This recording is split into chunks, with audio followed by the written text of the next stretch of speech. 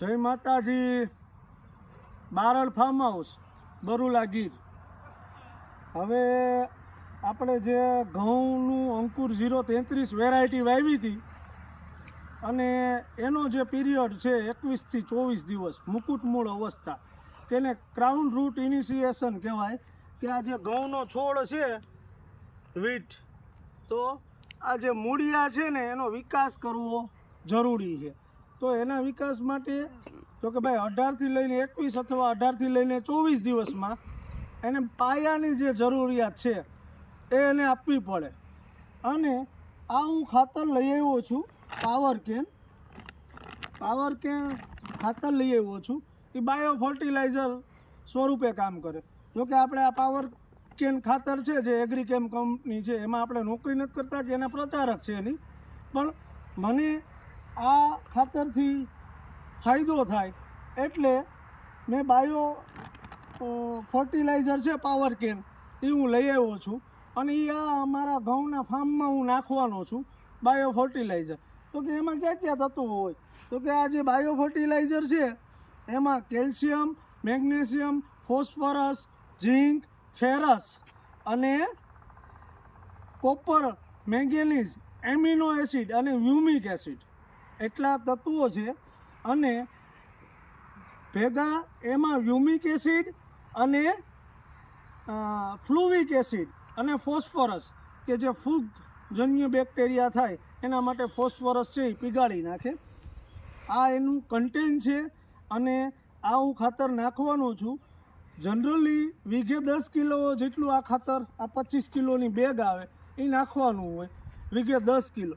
પણ આપણે એની સાથે જો કે આમાં હ્યુમિક એસિડ આવી જાય અને ફ્લુવિક એસિડ આવી જાય, મેગ્નેશિયમ, કોપર, સલ્ફર, એ બધી તત્વો આવી જાય.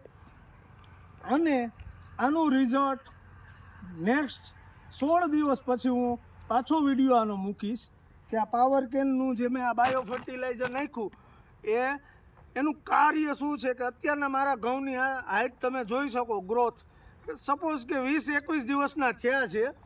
અને આ ખાતર નાખ્યા પછી એમાં કેવો રૂટ, ક્રાઉન રૂટ ઇનિશિએશન, કે એના મૂળિયાનો વિકાસ, ગ્રોથ. ઘઉંના પાક મોસ્ટ ઓફ શિયાળુ ગમે પાક માટે મૂળિયાનો વિકાસ જરૂરી છે. અને એ મને ફેરફાર લાગે એ હું આ 16 દિવસ પછી આ ખાતર નાખ્યા પછી હું જોઈશ.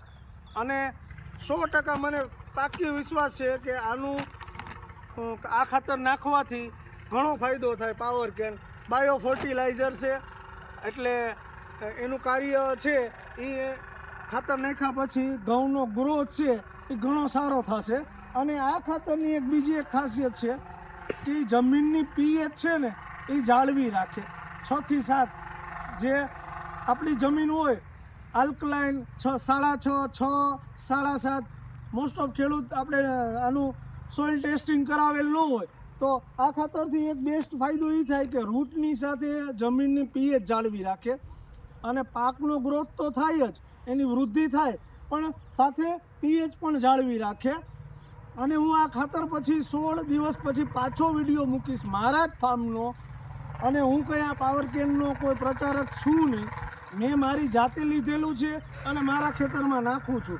જો એના ઘઉંના પાક માટે અંકુર 033 વેરાયટી માટે એના ગ્રોથમાં ફેરફાર થાય તો આ ખાતરનો ફાયદો મને બેનિફિટ મળશે. જય માતાજી. અને તમે આ જોઈ શકો, આ ફાર્મમાં હું નાખવાનો છું, બરાબર.